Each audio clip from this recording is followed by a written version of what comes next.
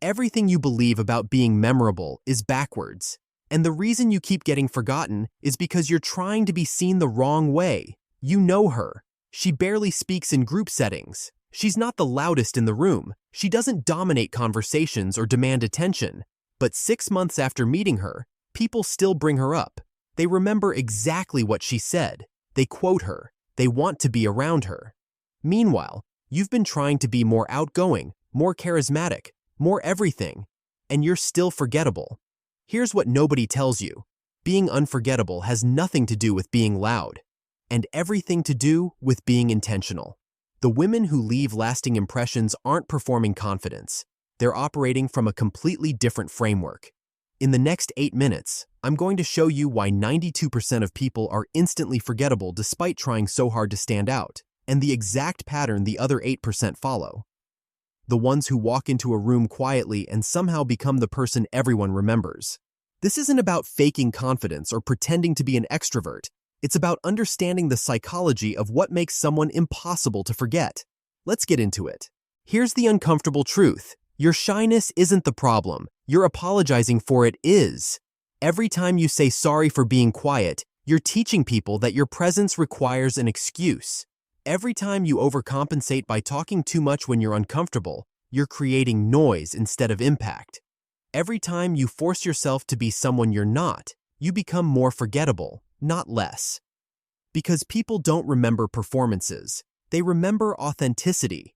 Princeton researchers ran a study on social memorability. They tracked what made certain people stick in others' minds weeks after meeting them. The results shattered everything we think we know about charisma. It wasn't the people who talked the most. It wasn't the ones who told the best stories or had the biggest personalities. It was the people who made others feel most seen, the ones who listened with full attention, the quiet ones with something real to say. Here's the deeper problem. Society has sold you a lie that being unforgettable means being the center of attention. So you've been trying to take up more space, talk more, laugh louder, perform bigger.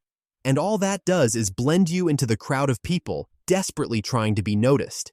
Meanwhile, the women who actually get remembered are doing the opposite. They're selective. They're deliberate. They understand that impact doesn't come from volume. It comes from resonance. And you can't resonate when you're performing. Women who become unforgettable follow a pattern, and it starts with rejecting the entire premise that you need to change who you are. Harvard Business School studied individuals who left lasting impressions in professional and social settings. Same starting point, same opportunities, same rooms.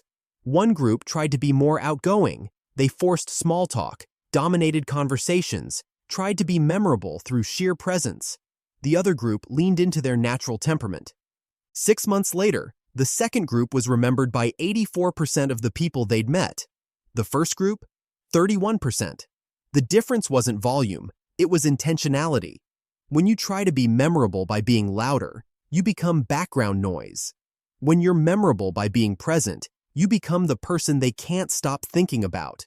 Here's someone who did exactly this. Emma Watson.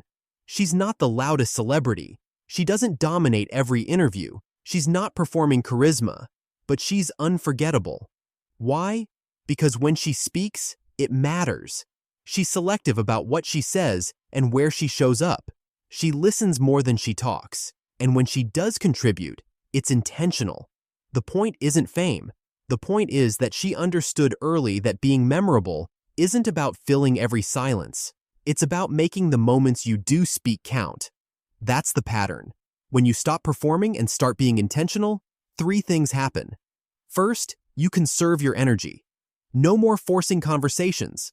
No more exhausting yourself trying to keep up with extroverts. No more pretending to be someone you're not. You show up as yourself, and that authenticity is magnetic. Second, you create contrast. In a world where everyone is performing, being genuinely present makes you stand out instantly. You're not competing for attention. You're offering something rare, real connection. Third, everything you say lands harder. Because you're not filling space with words. You're choosing them carefully. And that makes people actually listen. Quick question. When was the last time you left a conversation and someone remembered exactly what you said a week later? Not because you talked the most, but but because what you said mattered. If you can't remember, you're trying to be memorable in the wrong way. Being unforgettable isn't about being the loudest voice in the room. It's about being the voice that stays with people after the room goes quiet. Different energy, different presence, different strategies. You'll always lose that game. Your power isn't in matching their volume. It's in offering something they can't: depth, presence, and intentionality. Neuroscience shows the brain processes and remembers information differently based on emotional resonance and cognitive engagement. Loud, surface-level interactions, forgotten within hours. Deep, meaningful exchanges that make someone think or feel differently, stored in long-term memory. That's why the quietest person in the room is often the most remembered. They're not wasting energy on small talk. It probably wasn't with the person telling jokes all night. It was with someone who asked you a question that made you pause. Someone who listened to your answer like it actually mattered. Someone whose attention felt rare and valuable. That's the woman people can't forget. And you don't need to be an extrovert to be her. Trying to be everyone's favorite person makes you no one's. Every laugh you force, every opinion you hide, every time you agree when you actually disagree, you're diluting yourself. Columbia University research shows people who try to appeal to everyone are rated as less memorable and less trustworthy than people who have clear, consistent viewpoints. Why? Because the brain can't file away someone who's constantly shifting to please whoever they're talking to. You become a blur, unmemorable, forgettable. Women who become unforgettable understand this. They don't try to be everything to everyone. They're clear about who they are and unapologetic about it. They don't laugh at jokes that aren't funny, and that clarity makes them magnetic, because you know exactly who you're getting. There's no performance, no mask, just a woman comfortable enough in herself to not need your approval. And that confidence, that self-possession, is what makes you impossible to forget. When you embrace being selective, you're not being antisocial, you're being strategic. Think of it this way: diamonds are valuable because they're rare. If diamonds were everywhere, they'd be worthless. Your attention, your words, your presence, they work the same way. When you're selective about where you invest your energy, every interaction becomes significant. Yale research shows that people who are selective in their social interactions are perceived as higher status and more desirable to connect with. Not because they're rude, because their time and attention feel valuable. So you stop showing up to everything. You stop forcing connections that don't feel genuine. You stop having conversations just to fill silence.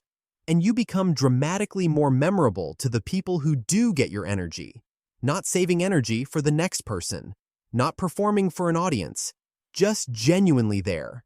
And people feel that. They remember it. They crave it. Because in a world of constant distraction and surface-level interaction, your full presence is a gift. The most unforgettable thing you can do is ask questions that no one else asks. Not small talk. Not weather and weekend plans. Real questions that make people think.